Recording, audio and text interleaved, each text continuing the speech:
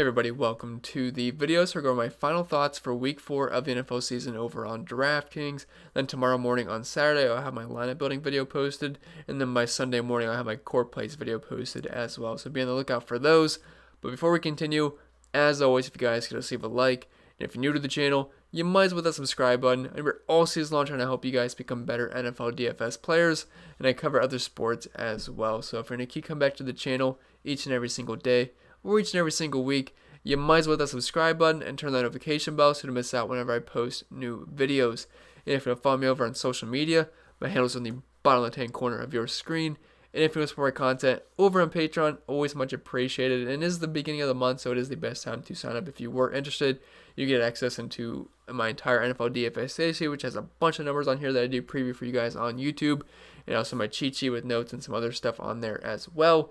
And you can hop into the Discord and chat it up with all of us over in the chat room if you're interested. So links down below for that. But if you're not interested, that's fine. Let's just dive into today's video. So as always, we'll start with the quarterback position, and there is plenty of good spend-up quarterbacks on this slate. So if I missed your favorite guy, chances are I probably like him, but I don't want to list each and every single one of them, so I try to trim it down to a couple.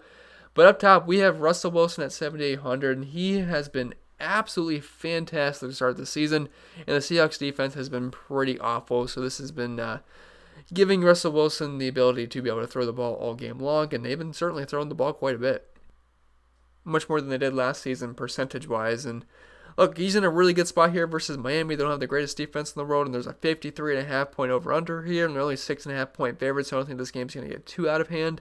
And if Ryan Fitzpatrick and Devontae Parker have a pretty good game on the other side of the ball, or even Mike Gesicki or Myles Gaskin or whatever, if Miami can keep this game somewhat competitive, Russell Wilson should be able to have a huge game here. They have a 30-point implied team total here.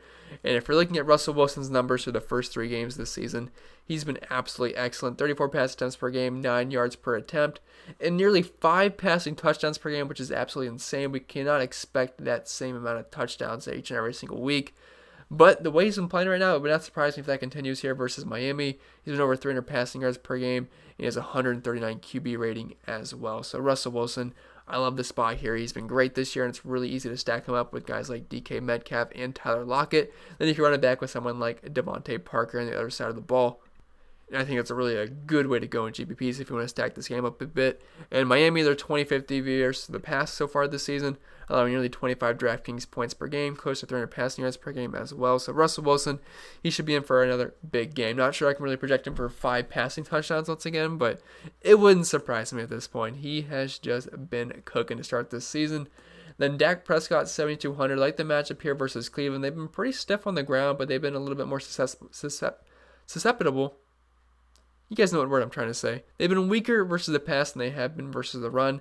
Haven't been terrible on defense, but I still think Dak Prescott should have a pretty big game here. And there's a 56 point over-under in this game, so a lot of points should be scored, and they're only a 4.5 point favorite as well, which I think they're giving quite a bit of respect here to Cleveland, which is nice to see from a Browns fan.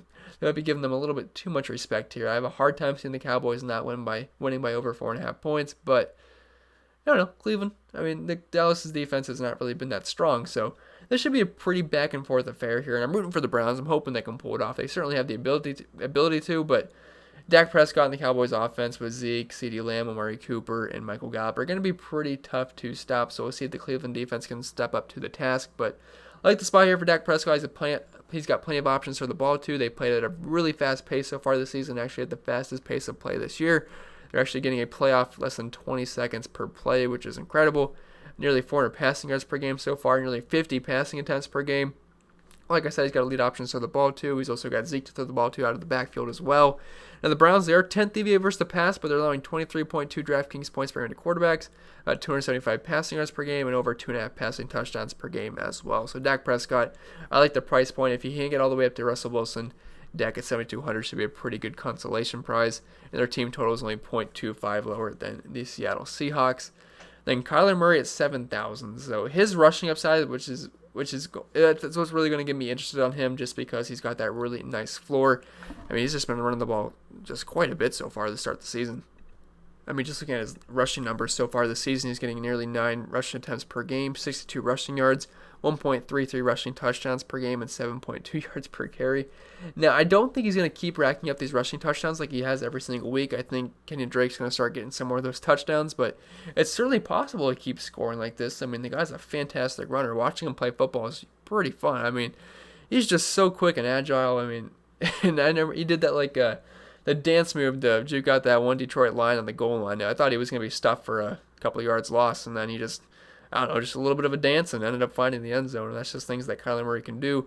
This is also a team that plays at a pretty fast pace. Now, compared to the Dallas Cowboys, they play pretty slow, about a little bit over 5 seconds slower per play than the Dallas Cowboys. But still, this is a fun offense. You got Kyler Murray, you got DeAndre Hopkins. Hopefully, he's questionable to play, but I still think he's going to end up playing. He's not someone that really needs to practice too much to be able to play in the week. Then you got Kenyon Drake as well, and a couple of other secondary options, potentially Christian Kirk and Andy Isabella. So Kyler Murray, like him quite a bit, and the matchup versus Carolina is what's really going to get me there. But 27 implied team total and only a 3-point spread. So if Carolina can stay close in this game, I think Kyler Murray's going to be in for a pretty big game. He also throws the ball nearly 40 times per game. And the Panthers, they're 28th DVA versus the pass, only allowing 14.6 DraftKings points per game to quarterbacks, but they're just getting killed on the ground, and overall, they just don't have a very good defense. They're going to be one of the worst defenses in the league this year. So Kyler Murray at 7,000. I think he's a pretty safe play, definitely has a high floor with that rushing upside. And Deshaun Watson at 6,600. He hasn't been awful this year, but I wouldn't say he's had any big blow-up games, but he's had some pretty tough matchups to start the season. He's played Pittsburgh, he's played Baltimore, he's also played the Kansas City Chiefs, and those are some of the toughest matchups you can ask for just from a quarterback. So a matchup here versus Minnesota, he should be able to right the ship. And now it'll be a downgrade if Will Fuller happens to miss this game as wide receiver 1. He did get a hamstring injury pop up in practice. So we'll have to see how that goes. We know Will Fuller's history with injuries, especially some hamstrings. So we'll see. It would be a downgrade if he happens to miss. But the Vikings defense has just been so bad this season, and Deshaun Watson 6,600. He seems like a pretty good value. They have a team total of nearly 29 in this game. 53.5 point over-under and only a 4-point spread. And if you're looking at the Vikings, they're 13th DVA versus the pass, but allowing nearly 300 passing yards per game and 20.7 DraftKings points per game. They're also getting killed by wide receivers as well. So I like that price tag on Deshaun Watson. I think he's certainly viable in all formats. And if you want to save some money so you can fit in guys like Alvin Kamara, Zeke Elliott, potentially DeAndre Hopkins, and a couple of other guys like Tyler Lockett, DK Metcalf, going with Ryan Fitzpatrick can definitely open up your lineup. Now, I wouldn't say he's ever a fun roster, and he can definitely be risky, but he's not afraid to chuck the ball, and he's got Devontae Parker to throw the ball too. You got Preston Williams, and this is just a very good matchup versus Seattle. And he's also got a sliver of rushing upside too. He's not really someone you expect to be a big runner, but he can get a little bit of rushing upside. He's got 22 rushing yards per game so far, which is actually more than Deshaun Watson through the first 3 games, which I don't expect that to keep up, but I think Fitzpatrick's fine here. And the matchup's what gets me the most interested. The Seahawks are 29th DVA versus the pass, allowing 33.3 DraftKings points per game to quarterbacks, and an insane 439 passing yards per game. I had to do like a double, triple check to make sure that was the right number, but it is. They're allowing pretty much 440 passing yards per game to quarterbacks. Their defense has just been atrocious through the pass. They've been pretty strong on the ground, but versus the pass has been a whole different story, and I could see this being a very high-scoring back-and-forth game. So Ryan Fitzpatrick as a road home, an underdog at home. I think this sets up pretty well for him to have a pretty solid fantasy game. Not saying it'll be the prettiest game in real life, but at the very end, if you're just looking at the stat line, you're probably going to be happy with it for DFS purposes. And we'll move on to the running back position, and up top we have no other than Alvin Kamara at $8,000. And look, it's going to be hard not to play Alvin Kamara here. He's just in such a good spot, and he's just been so good so far to start the year. And I don't see why that can't continue here versus Detroit. Now, the thing we have to look out for is if Michael Thomas is going to play or not. With Michael Thomas being out, Alvin Kamara has pretty much just been the wide receiver 1 for the New Orleans Saints. And now, even if Michael Thomas does play, he's still definitely a great option here because, look, he's still going to be a bit gimpy. He's got the ankle sprain. I can't really expect him to be too much of a full go. But even if he was a full go, Alvin Kamara is still in a good spot, and he's certainly been just fine playing alongside Michael Thomas in his career. But if we're looking at what Alvin Kamara is doing this season, he's only got 10 rushing attempts per game for 51 rushing yards and 1 rushing touchdown per game. He's actually been pretty efficient with nearly 5 yards per carry, but what I'm most interested in is that he's pretty much been a wide receiver 1 this year. Looking at the numbers, he's got a 31% target share, 10 targets per game, 95 receiving yards per game, 9 catches per game, a receiving touchdown per game, and a 46% weighted opportunity share. Those numbers are pretty much unheard of for a running back. So Alvin Kamara, you're pretty much rostering in a kind of like an RB2, but a wide receiver 1 so far for the first couple of weeks. But, I mean, he's just a fantastic option here. Detroit, they're 29th DVA versus the run, allowing nearly 30 DraftKings points per game to running backs, 150 rushing yards per game. Huge run blocking advantage matchup here per PFF. So Kamara, he's super expensive, but if you want to make Kamara the core of your lineup, like that's your starting piece, I think that's probably a smart thing to do this weekend. So love Kamara, and only a 4.5 point spread as well. So if Detroit can keep this game close, Kamara should be in for a big one. Now Zeke at 7,800. So I'm going to say the offensive line isn't as great as it used to be for Dallas, and this is a pretty brutal matchup versus the Browns' defensive line, which looks like it's going to be pretty good this season. They have been pretty strong versus the run. Just looking at it from a matchup perspective, they're 10th DVA versus the run, only allowing 20.6 DraftKings points per game to running backs, and 62 rushing yards per game as well, with one rushing touchdown per game. And they also have a negative run blocking advantage matchup here per PFF. But the thing with Zeke is, he's going to get that volume, and the Cowboys have a 30.25 implied team total. So those points are going to come from somewhere. Yeah, Dak's going to get his, but Zeke should be able to get into the end zone once or twice, and he should have a pretty solid game. Going to get us close to 30 touches here. If we're looking at the volume he's had this year, 19.3 rushing attempts per game, a rushing touchdown per game, and over 6.5 targets per game as well. So like the volume he's getting on the ground and through the air. So Zeke Elliott 7,800 feels a little bit too cheap here. He's a bell cow running back. You know, he's got that super safe floor with the volume he gets. So definitely have some interest in Zeke Elliott. But if I had to pick between Kamara and Zeke, I'm going to go with Kamara this weekend. And then dropping down to a guy that I think is going to be pretty solid for tournaments is Clyde EdwardsHelaire here at 6,400. Now, I'm not sure if he's going to be low owned, but I feel like he's going to be lower owned than Zeke, Kamara, Kenyon Drake, Joe Mixon, Mike Davis, and David Johnson. So I guess that would make him interesting for tournaments, although I don't think he's going to be too far off those guys just because he's a little bit too cheap here. He's the RB1 for the Chiefs, which have one of the best offenses I've ever seen. So, yeah, I'm going to have some interest here. The matchup versus the Patriots, it's kind of so-so. I think they're around mid-pack versus the run this season, DVOA-wise. Yeah, 19th DVOA, so a little bit actually below mid-pack, allowing 100 rushing yards per game and 23.6 DraftKings points per game as well. But the volume's there, over 18 rushing attempts per game, 80 rushing yards, 0.3 rushing touchdowns per game, 4.4 yards per carry. And I'm sorry if I sound a little bit nasally. I just realized I cannot breathe through my nose at all. So if I sound a little bit weird in this video, I do apologize. Just now noticed that, and it's really annoying now. So hopefully I don't sound too bad.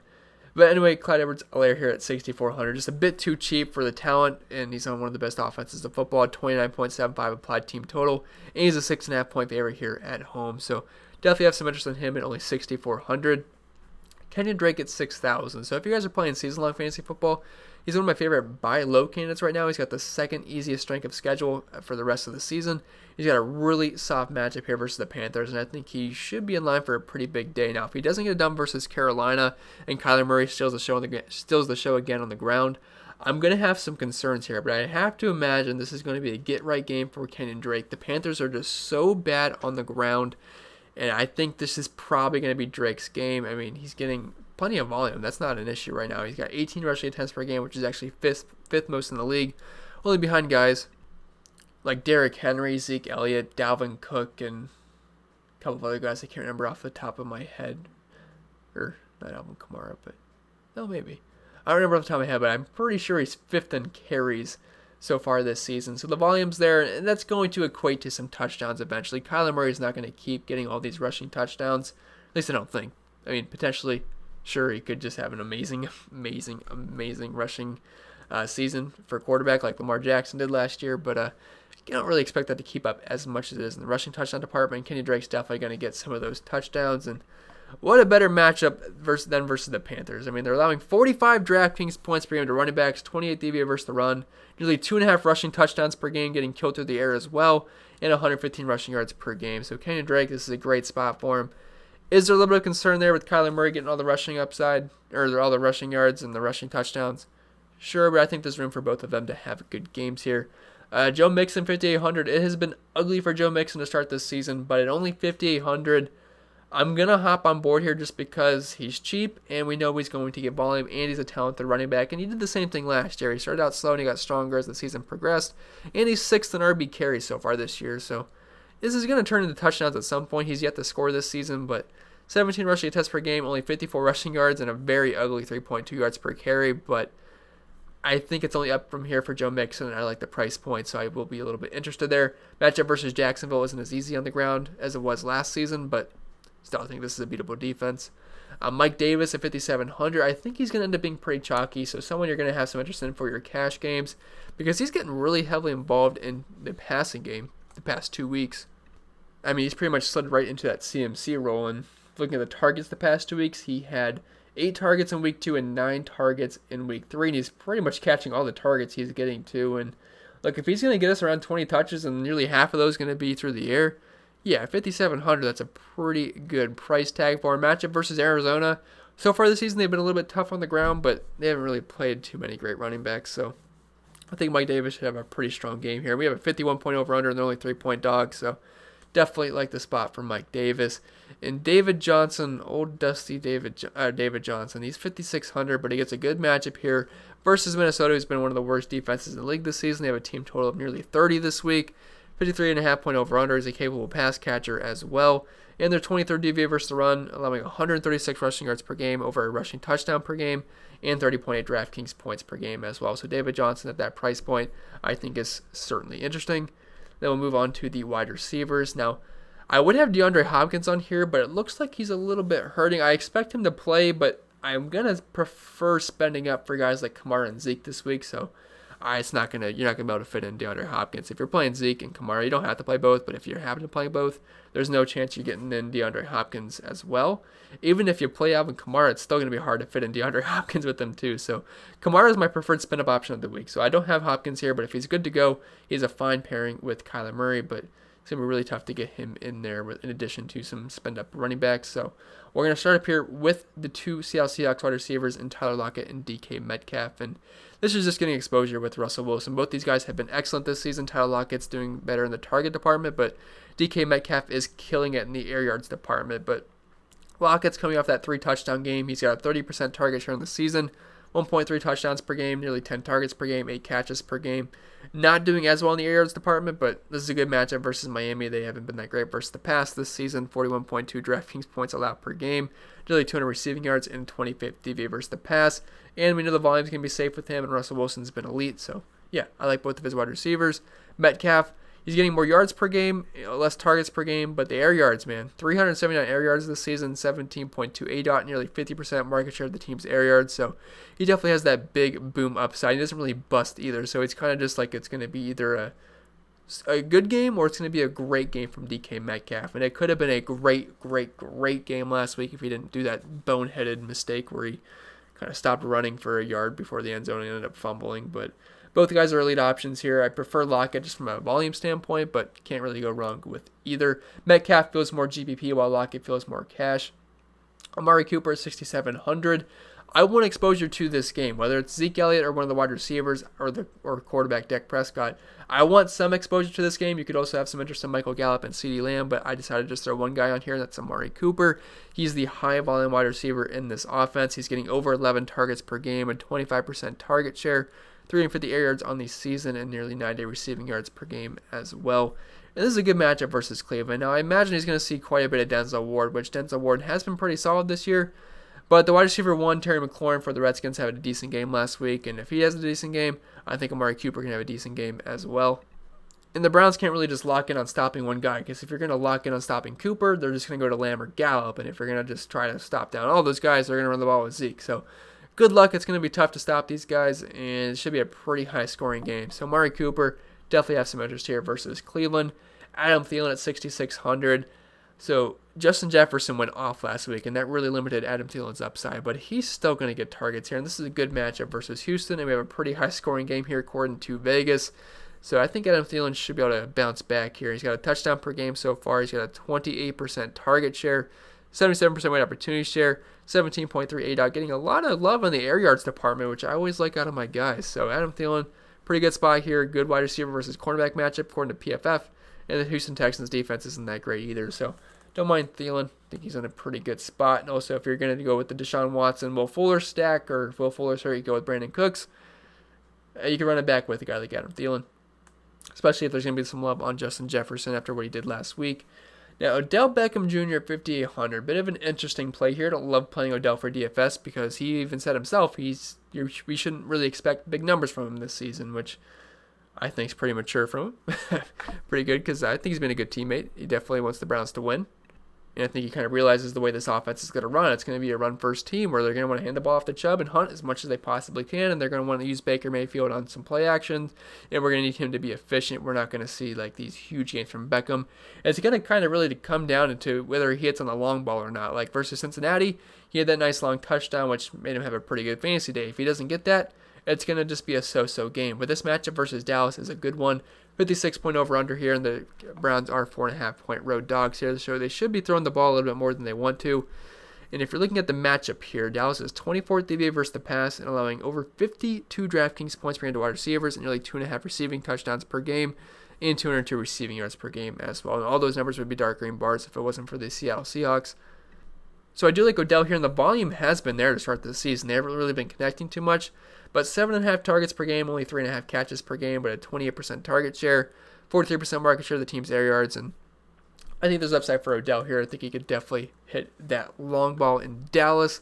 Then Devontae Parker at 5,700. Really like him for tournaments. Not sure if I'll get there in cash games, but I think his numbers are going to certainly be improving as the season goes on. We know how on fire him and Ryan Fitzpatrick were at the end of the last season.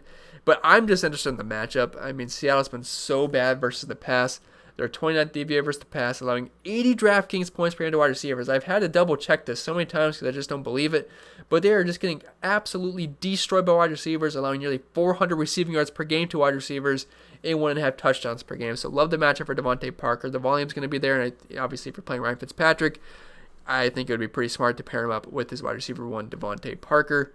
DJ Moore, 5,600. Another guy I like buying low and season long because he is killing it in the air yards department. He's almost top 5 in every single category so far. He's got a 25% target share, 73% weighted opportunity share, 49% market share of the team's air yards, 350 air yards on the season. And this is going to equate into some bigger games here. Now, the matchup versus Arizona, it's not great on paper. They are not second DVOA, but they're allowing the second fewest points allowed per game to wide receivers. But DJ Moore is a talented wide receiver, and he should be fine here. And with them being 3-point dogs, they should be throwing the ball quite a bit. It's not like they're like 10-point underdogs, but they should be throwing the ball here. I expect the Cardinals to get to a lead at some point. He's very talented, and I think DJ Moore will be fine. I love how much he's killing the air yards. I mentioned that on one of my previous videos, but definitely a fan of DJ Moore. Then Brandon Cooks and T. Higgins here for some value options. Brandon Cooks, especially if Will Fuller happens to miss. If Will Fuller's in, I would rather just try to find some money for Will Fuller instead of Brandon Cooks. But he's cheap enough at 4,500 where I'll have some interest. He's getting 5.5 targets per game right now, even with Will Fuller in. So if he's out, we had to give him a boost. But great matchup versus Minnesota. I mean, they're allowing 48.9 DraftKings points per game to wide receivers, over 200 receiving yards per game, and 1.5 touchdowns per game. So I like Brandon Cooks and T. Higgins. He's been getting some targets in the last 2 games, which he did not play in the first game really much. And then in the next 2 games, he's been getting targeted quite a bit. He's at 5 targets per game so far, and hasn't been like too crazy, but he's scored, and I'll take it. 8 out of 14.6, and this is a good matchup versus Jacksonville. And Joe Burrow looks like he's going to be the real deal, and he should be able to get T. Higgins the ball. And Jacksonville's 32nd DVA versus the pass right now, which is dead last in the league. So at 4,500, I think he's a pretty interesting option. Then going down to the tight end position. Up top, we have Darren Waller at 5,200. Now, I don't love the matchup versus Buffalo, but Waller's one of the guys we don't really have to worry about volume too much. He's getting 9 targets per game this season, a 24% market share of the team's air yards, 30% target share, 62% weighted opportunity share. And I wouldn't say Buffalo's been great versus tight ends this season. He's actually got a huge tight end versus linebacker matchup here according to PFF. And Buffalo's 15th DVA versus the pass, which is fine, but they're allowing 17.8 DraftKings points per game, 81 receiving yards per game. So that's good enough for me. I think Darren Waller is fine. TJ Hawkinson at 4,800. So as of right now, it's only a 3-game sample size, but it looks like New Orleans is last year's Arizona Cardinals versus the tight end position. Again, small sample size, but they are getting killed by tight ends. They're 21st DVA versus the pass right now, allowing 28.3 DraftKings points per game to tight ends, 100 receiving yards per game, nearly 1.5 receiving touchdowns. And look, Marshawn Lattimore, he's going to be following Marvin Jones and Kenny Golladay tomorrow, so this should open it up down the middle, or down the middle here for TJ Hawkinson. And look, they've been getting killed my tight ends so far. So I definitely think Hawkinson can continue that trend. And if you want a cheap tight end, we have Logan Thomas, 3,500, which I believe he is third in targets for tight ends, only behind Darren Waller and Travis Kelce. He's gotten 8 targets per game, 4 receptions, and only 31 receiving yards. He's also doing pretty well in air yards too. 190 air yards and 8 out of 7.9, 25% target share. So Logan Thomas, I think he's in a pretty decent spot here. Go up against Baltimore. Baltimore's got a pretty good secondary, but versus tight ends, they're allowing 18.8 DraftKings points per game with nearly 80 receiving yards per game, and they are 22nd DVA versus the pass. So Logan Thomas, I like that price point. So you got a nice spend-up option here, a mid-range guy, and a value play as well. And the defenses are what they are. You're kind of just hoping they just don't give up points for the most part. It's hard to project, but the Ravens, only a 16 implied team total against them. That's the lowest on the slate, 13.5 point favorites. The Rams, 12.5 point favorites at home versus the Giants without Saquon Barkley. The Buccaneers are 7 point favorites versus a rookie quarterback. The Bengals, they're playing Jacksonville. Minshew is prone to mistakes for sure, and he did not look good in his last game versus Miami. They're 3 point favorites at home. And the Texans, they're just fine going up against Minnesota. They're, a 25 point implied team total against them, but they are 4 point favorites at home, so I think they're a decent value defense. But that's going to be it for this video, guys. I hope it was helpful. If it was, make sure you leave a like, and if you're new to the channel, make sure you hit that subscribe button. It really helps me out. Really do appreciate it. And that's pretty much going to be it for me. Hope you guys enjoy your weekend, and it's also Friday, so Friday is my favorite day of the week, so I hope you enjoy that as well, and I'll see you guys in the next one.